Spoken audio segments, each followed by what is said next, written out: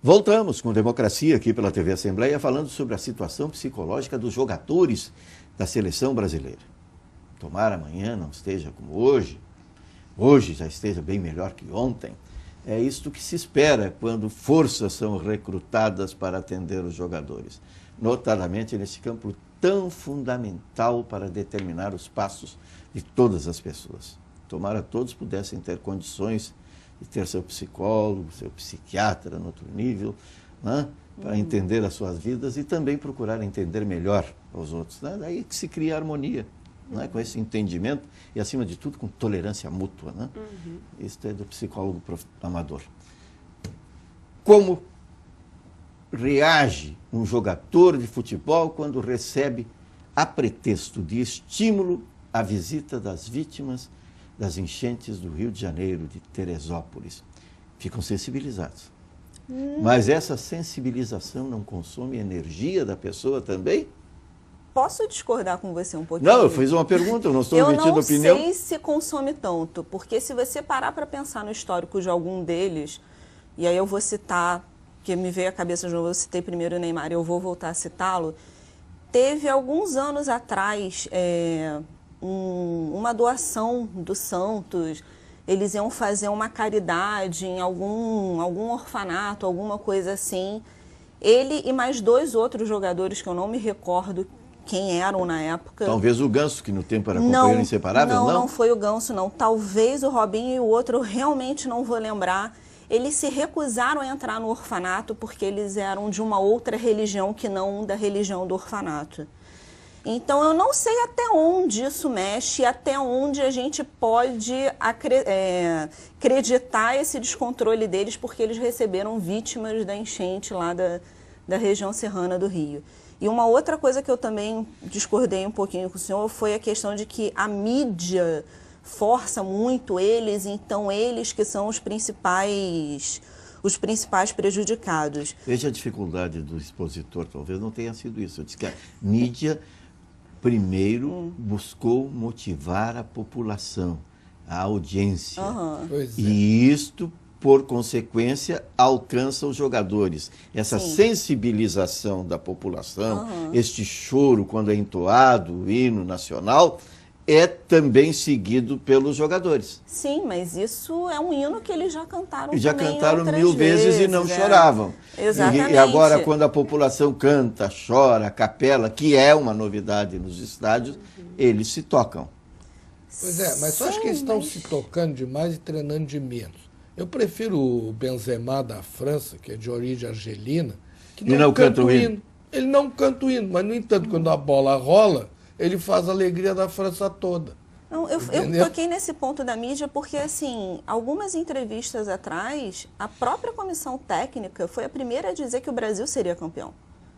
Então não foi o Parreira. Não foi a mídia. Pois é, a mídia não foi a mídia que a mídia está cumprindo o papel dela de tentar elevar o torcedor, isso tudo. Mas a mídia, ao mesmo tempo que está tentando botar a massa na rua, está com medo. Vou dar um exemplo. A propaganda da Fiat, que tinha aquela música maravilhosa, vem pra rua, não sei o quê, em junho do ano passado botou aquela música, pareceu que foi um hino. Aí foi todo mundo pra rua reclamar e protestar e deu aquela coisa, aquele negócio todo mundo já sabe.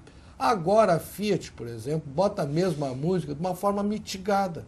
Tirou aquele ritmo de empolgação. Então, vê que as pessoas não estão empolgadas. E na verdade é o seguinte, eu acho que está todo mundo perdido nessa história dentro da comissão técnica. O assessor de imprensa dá tapa no cara que nos atirou uma bola na trave. Isso é inadmissível. Outra coisa, vou te dar um exemplo. Em 1958, Batista, tinha um psicólogo permanente dentro da seleção brasileira, Dr. Carvalhais. Que era dentista? Não, Hilton Gosling. Hilton Gosling era o médico. Era o médico. O Carvalhais era psicólogo permanente, ficou o tempo inteiro lá. Inclusive, quando ele foi fazer a avaliação psicológica individual de jogador, o Nilton Santos chegou lá para ele e disse, olha, doutor, tem um rapaz que vai entrar aí. Deixa o Garrincha comigo. Esse aí o senhor não pode avaliar assim, né? Porque ele tem uns problemas. Aí ele disse assim, mas o senhor me dá aqui o que o senhor vai pedir para ele, que eu vou treinar com ele antes. Aí o homem fez um desenho de um boneco, tinha que fazer um boneco, botar chão, naquela história. Aí ele levou lá pro Garrincha, olha aqui, o Garrincha, tu vai ter que fazer um desenho assim. Mas que desenho é isso? Parece até um quarentinha, esse boneco tem um cabeção. Então o Garrincha era isso, no meio daqueles caras. Quem era o presidente, chefe da delegação? Paulo Machado de Carvalho. Mas uma autoridade. Quem é o chefe da delegação brasileira? É o presidente do Curitiba que foi rebaixado. O presidente da CBF é um desmoralizado. Entendeu? Sabe quem era o presidente da CBD? Era João Avelange, que hoje caiu no ostracismo, ele e o ex-genro dele, tudo. Mas o que acontece? Nós estamos perdidos. Todo mundo perdido. Então, nós temos um trabalho permanente, como tinha em 60. Então, essa coisa de psicologia, lá em 58, 62, já tinha isso. Entendeu?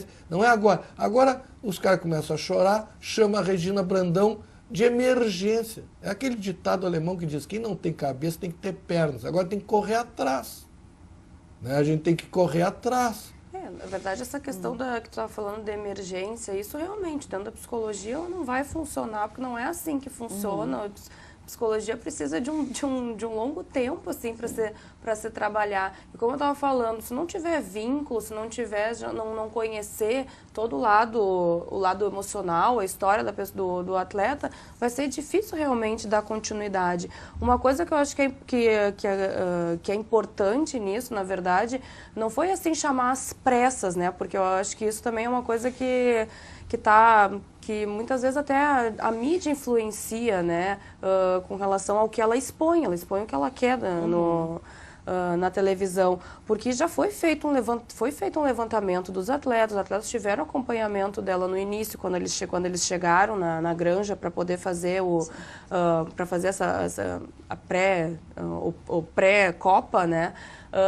Então eles tiveram acompanhamento, foi feito um levantamento de dados, assim como foi feito na parte física, em todas as outras áreas, na medicina, foram levantados perfis de atletas e que foram passados, né, para o Filipão, que eu acho que, na verdade, no caso da seleção, a Regina Brandão, que é a psicóloga, né, da seleção, ela tem uma proximidade muito grande de anos com o Filipão. Ela conhece muito bem ele. Sim, mas não é chamada esporadicamente. Oi? Ela só é chamada esporadicamente. Mas é porque também os jogadores não têm uma continuidade tão grande. Essa seleção, ela é muito renovada. Você não vê tantas pessoas vindo da seleção anterior. A gente até tem uma seleção mais ou menos formada desde a Copa das Confederações, que vem acompanhando bastante, né, todos os jogos que eles foram selecionados. Se tem uma ideia de quem seriam os jogadores, não foi grandes surpresas agora. Isso tem um ano e meio, mas um trabalho poderia ser iniciado. Mas o que eu estou falando assim de continuidade é que, por exemplo, a gente vê, já até no próprio Brasil já teve isso, da gente ter uma mistura de gerações de jogadores, da gente ter, por exemplo, um Dunga jogando com o Ronaldo Fenômeno na primeira Copa, o Dunga erguendo a taça e o Ronaldo Fenômeno sendo o garoto de 17 anos que estava na reserva. O Ronaldo nem entrou. Não, eu sei, mas o que eu estou querendo ilustrar é isso, é essa questão de você ter... É a Holanda de hoje. Exatamente, você ter alguns jogadores mais experientes que vão liderar aquele grupo e aquela sensação de continuidade, trazendo ao mesmo tempo os jogadores mais novos que são os talentos atuais. Mas quando se perde isso, se troca tudo, troca técnico, troca comissão técnica, troca médico, troca tudo, então isso daí também você quebra o segmento disso tudo. Pois é, mas novidade demais. É novidade demais. Em um ano e meio de Copa de Confederação não dá tempo. A síntese é que o novo também precisa de tempo. Sim, claro. Pois é, só que futebol não tem isso. Futebol depende de resultado. Então tem que ganhar. Como dizia o Arthur D'Alegrave, eu sou gremista, mas respeitava muito o Arthur D'Alegrave, diretor, dirigente do Inter. Pode até jogar mal, mas tem que ganhar. Mas o senhor mesmo falou sobre 58, 62. Olha a continuidade que teve nesse trabalho. Sim, mas aí chegou em 66, aí isso foi tudo por água abaixo, que nem a Espanha agora. Aquela geração envelheceu, né? Mas vê bem. Mas ali foi subestimar o adversário. O Brasil, para 66, convocou 4 equipes, tinha 44 jogadores. Chegou a ter 47. Treinou mal. Sim, uma confusão. Treinou mal. Não soube lançar os jovens, que era o Alcindo daqui O Edu. e o Tostão. Basicamente, os mais fortes. Né? O Tostão acho que nem mal entrou, né? O Sim. Dirceu Lopes nem foi. Foram convocados. É. Né? Eram Mas os só que jovens lá o pra problema pensar. que eu vejo, por exemplo, nós tínhamos lideranças como o Paulo Machado de Carvalho. Na final de 58, contra a Suécia é amarela também, que nem o Brasil. O Brasil vai jogar com a camiseta amarela amanhã. Acontece o quê? Que ele pressentiu o seguinte, nós vamos ter que jogar com uma camiseta azul, nem tinham camiseta azul, tiveram que ir no mercado comprar, mas ele sabe que o jogador brasileiro, ele é muito ligado a algumas coisas, ele tem medos, né? Superstições. Muito supersticioso. Aí ele disse assim, eu tenho que inventar uma coisa que toque nesses caras. Aí o que o Paulo Machado de Carvalho inventou? Que iam jogar com a camiseta azul, que era o manto da Nossa Senhora Aparecida. É. E aquilo colou. Então é o seguinte, o que tu tem que fazer? Sentir esses caras. Como é que tu tá? Como é que tá a tua vida? Como é que tu tá lá no teu clube? Né? O Paulinho tá na reserva do Tottenham. Né? Se mostrou um baita de um craque, inclusive um craque de liderança. Naquela hora que todo mundo se mexeu do pênalti, até o Filipão murchou. E ele foi lá e pegou 1 a 1, vocês viram, uma roda e botava o dedo. O capitão, o Thiago Silva, se sentou em cima de uma bola, virou para o outro lado e começou a rezar. Todo mundo está criticando ele, mas eu acho que ele estava certo, porque ele convocou o homem certo naquela hora, que foi Deus, e o homem veio. Porque se não fosse Deus, nós não estava aí. Né? Aquelas bolas na trave, só Deus, né? Muito que bem. Então, o Paulinho, naquele momento, mesmo indo para a reserva, ele conseguiu se superar. Prova tal que ele volta para o time imediatamente.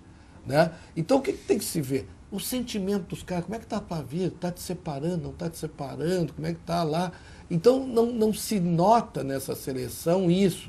Se transformou todos os jogadores em celebridades, e como toda e qualquer celebridade, uma celebridade vazia, uma celebridade vulgar. A Fernanda Montenegro diz uma coisa muito interessante. Eu sou atriz. Fernanda Montenegro é atriz.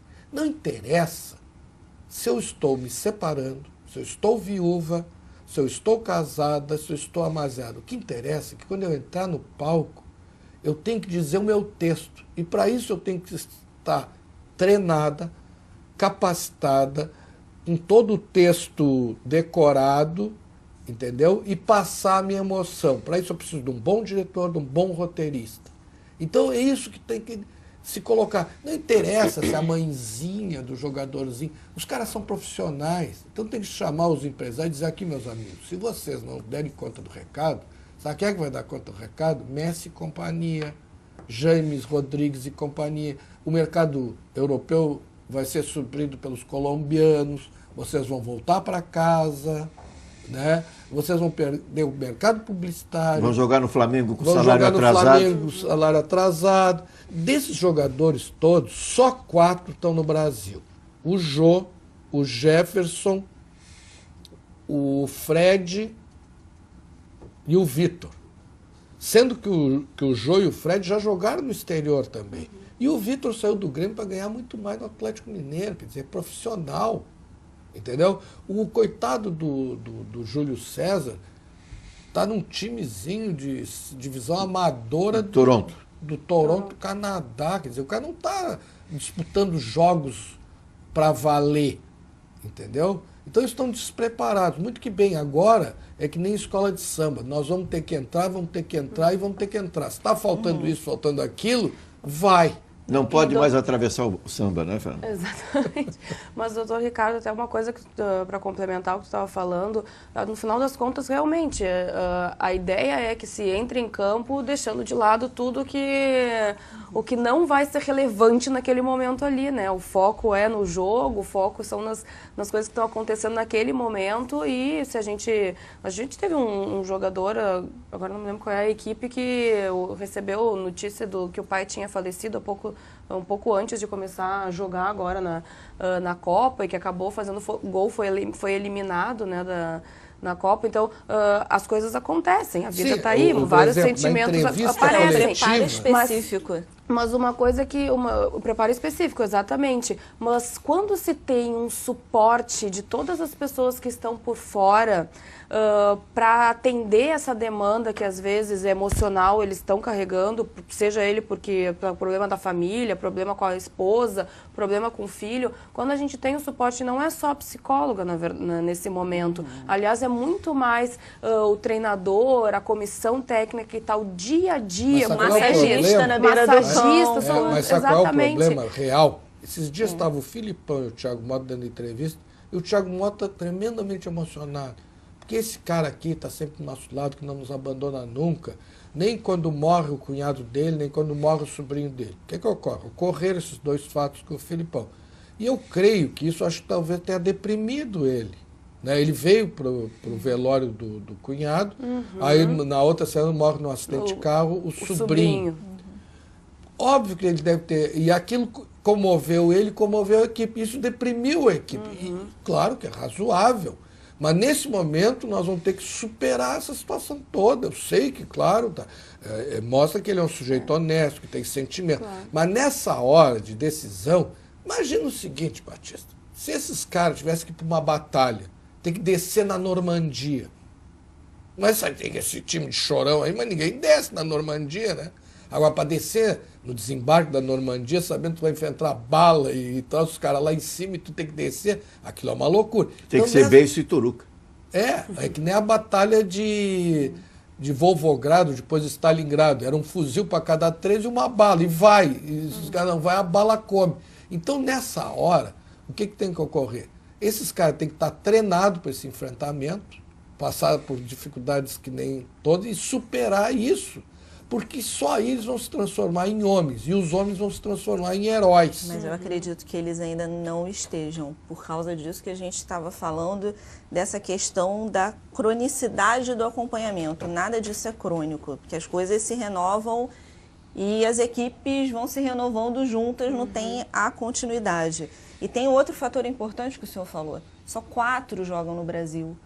Como que você consegue organizar a parte psicológica de uma equipe, não estou falando do jogador individual, mas do coletivo, quando só 4 estão aqui, um em cada estado, o técnico está em outro lugar, a psicóloga está em outro e o restante está fora. Isso é comum em todas as seleções. A seleção da Bélgica... Da Colômbia tem 3 jogando na Colômbia. A Bélgica tem 23 que nenhum joga na Bélgica. Não, mas isso é uma constatação, eu não estou justificando, eu concordo com o senhor, eu acho que eles são profissionais, eles têm que ter preparo antes de chegar à seleção, porque eles jogam em grandes clubes, que exige esse preparo deles. Mas assim, aí tem a pressão da camisa amarela, a pressão de ser em casa, a pressão da torcida toda, do hino sendo cantado à capela. E a pressão pelo desempenho. Também pelo desempenho, mas a questão é, aí eu estou tirando o atleta, o individual, não o atleta, o jogador esse. Mas o coletivo da seleção brasileira não consegue ter esse acompanhamento que seria necessário. Talvez seja apropriado dizer agora, esta seleção brasileira bem preparada é a seleção para a grande conquista na Rússia, porque é uma seleção de meninos, de jovens, lá talvez se tornem homens. De talentos, que atuam na Europa, que terão experiência, talvez seja por aí. Pois é, mas eu acho que nesse momento, na verdade, nós estamos tendo uma recaída. Se pintou uma ideia que o Brasil era uma das maiores potências econômicas, centros da economia do mundo e tal, aí vamos fazer a Copa do Mundo para mostrar isso para o mundo. Aí a população se rebela, se indigna e vai para a rua mostrar que não é assim. Certo? Aí o que se vê? Que o país tinha vários problemas e tal. Aí o Jerônimo Valk, secretário-geral da FIFA, que eu quero elogiar o Jerônimo Valk, chegou e disse assim, o brasileiro para andar ele precisa levar um pontapé na bunda. Todo mundo ficou injuriado, fizeram cartas contra o Jerônimo Valk, mas que pontapé na bunda excelente, que maravilha. Aí resolveram arrumar os estádios, fazer as coisas. São interpretações diferentes do brasileiro e do Jerônimo Valk. O brasileiro, quando diz levar um pontapé na bunda, é mandar embora. é afastar. O German Volk é no sentido de acelerar, De dar um empurrar. pontapé na bunda para empurrar para frente. Exatamente, e funcionou. uma interpretação então errada. eu acho que Funcionou em agora, parte. agora nós vamos ter que, o Filipão vai ter que dar um pontapé na bunda desses caras. Tu entra aí, tu resolve, tá entendendo? Porque teve uma recaída da síndrome do vira-lata.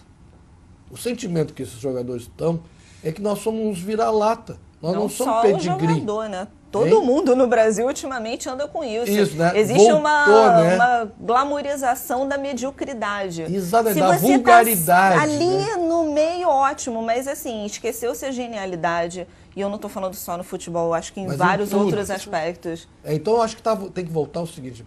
É que o Brasil gosta da mediocridade consagrada. exatamente. Mas isso é um Nessa problema. palavra é É um real. problema grande. Então é o seguinte, aqui, ó, Né? voltou. Aqui, ó, nós estamos hoje há 24 horas numa situação que é a seguinte. Ou nós vamos continuar com a síndrome de vira-lata, que o Nelson Rodrigues muito bem descrevia, ou nós vamos dar um pontapé nessa síndrome e mostrar a nossa excelência. Entendeu? Nós estamos nesse desafio, né? Ou a gente prova que tem excelência, ou a gente vai continuar com essa... Nós estamos assim, que nem diz a minha esposa, com a síndrome de Gabriela. Eu nasci assim, eu sou assim. Quer dizer, nós temos que mudar. Você né? sempre assim. Você sempre assim. sempre Aí não dá, né? Então, assim, amanhã, o Filipão, quando botar esses caras em campo, tem que botar eles a bico, no rabo. Estamos chegando ao final do Democracia de hoje. Temos exatos 2 minutos para cada uma das participantes e para o doutor Ricardo Nogueira também. Doutor Ricardo Nogueira. Não, eu acho que até a gente está fazendo assim, um certo de um descarrego aqui, né? Um desabafo, né? É que nós estamos naquela situação seguinte, olha, nós temos problemas, reconhecemos, mas nós vamos enfrentar. Era impossível e nós não sabíamos, essa frase do Jacques Cousteau. Então nós vamos lá. Como? Não sei, mas nós vamos resolver e vamos ganhar. Sabe por que nós vamos ganhar? Porque nós somos melhores. E nós vamos provar que nós somos melhores. Talvez ele não jogue tão bem, mas nós não vamos deixar ele jogar. E aqui não tem para ninguém. É conosco. Então amanhã nós vamos ter que entrar todos. Todos vão ter que entrar em campo. Entendeu? Porque se não entrar o país, amanhã não é a seleção brasileira que vai estar disputando essa eliminatória. Somos nós, o Brasil. Muito obrigado, doutor Ricardo Nogueira, psiquiatra de muitos títulos, pela participação no Democracia, aqui pela TV Assembleia. Mais um Hexa.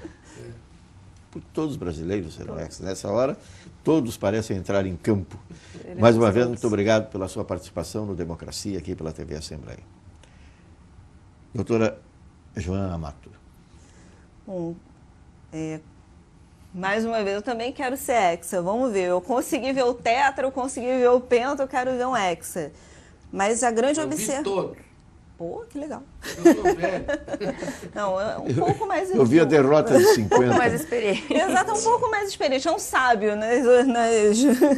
nas civilizações do Oriente. Então, a grande observação que eu deixo em relação à comissão técnica, à comissão médica, isso daí já está mais do que comprovado que a CBF tem uma qualidade excelente, os médicos que lá trabalham, as equipes de fisioterapia, a comissão técnica em si, mas eu acho que para ter sucesso, a psicologia, ela está fazendo falta.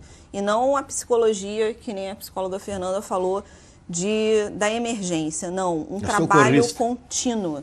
Uma coisa contínua, que independente de mudanças de técnicos e de comissões, mas que o trabalho da psicologia persista para a gente evitar de passar por isso, porque como profissional a gente sente que tem alguma coisa muito errada com esses jogadores e que eles não estão sabendo lidar com alguns sentimentos que naquele momento ali é crucial que eles saibam lidar. E como torcedora, porque simplesmente eu não gostei de ter visto aquilo, que apesar de ser médica, isso tudo, mas eu também sou torcedora e eu, Joan, a pessoa, eu não aprovei aquilo. A torcedora crítica, entende do futebol, o jogo só pode ser torcedora do Botafogo. Claro. Pô, olha que no jogo eu sou botafoguense, cara. Somos não, três estrela aqui, vê que solitária. imensa maioria Estrela depois dizem que o solitária. Flamengo é o preferido, né?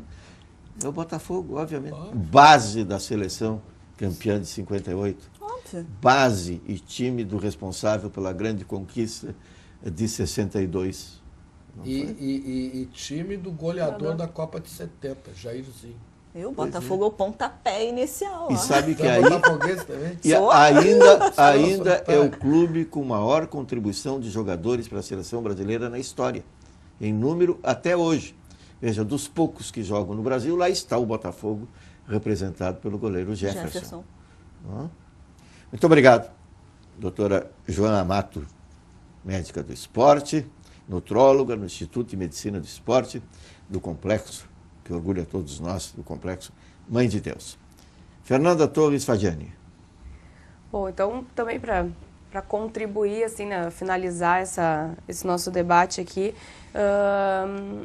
eu acho que voltar à questão de que a emoção vai existir sempre, isso a gente não pode deixá-la de lado. A gente falou bastante aqui do que a gente não gostaria de ver, do que está acontecendo e que a gente acha que isso realmente possa estar atrapalhando, de certa forma, o convívio, os jogadores e a situação assim da seleção, mas dentro de um grande evento como esse, nós todos estamos muito emocionados, até porque, como a gente estava falando, a expectativa até não era como é que ia ser essa Copa do Mundo, ia dar certo, ia acontecer, as coisas iam funcionar, o que ia acontecer, né? Eu acho que todo mundo está se surpreendendo bastante com isso, com a organização, com a forma como está acontecendo. A gente tem visto equipes jogando e que estão surpreendendo a gente, e isso tudo está sendo emocionante para nós. Eu acho que não tem como não ser emocionante para eles, né, para os jogadores em si, porque eles estão a cada dia enfrentando uma equipe diferente. Copa do Mundo é um período reduzido, são jogos próximos. É um torneio, não é um campeonato, né? Exatamente. Nem segundo turno tem um torneio chinfrim, como dizia O mata-mata não é mata-mata, é mata. Isso aí. Então, recuperar é fundamental entre um jogo e outro, né? E eu acho que é aí que a gente tem que ter o acompanhamento de todos, assim, né? Um trabalho que seja contínuo e que esteja, assim, todos juntos, integrados, com comissões, para dar esse suporte que eles precisam. Acho que a emoção tem que vir. Chorar, eu acho que é uma forma de expressar sentimentos bons e ruins, então tudo pode estar... Isso é importante dentro do futebol também. Obrigado, doutora Fernanda Torres Fagiani, psicóloga na Faculdade de Educação Física da PUC e também das categorias de base do Grêmio Porto Alegrense, pela participação no Democracia aqui pela TV Assembleia. Situação psicológica dos jogadores do Brasil e o tema chamada desta conversa que mantivemos com os telespectadores. E agora, o que nos resta é fazer o que fazem todos, torcer.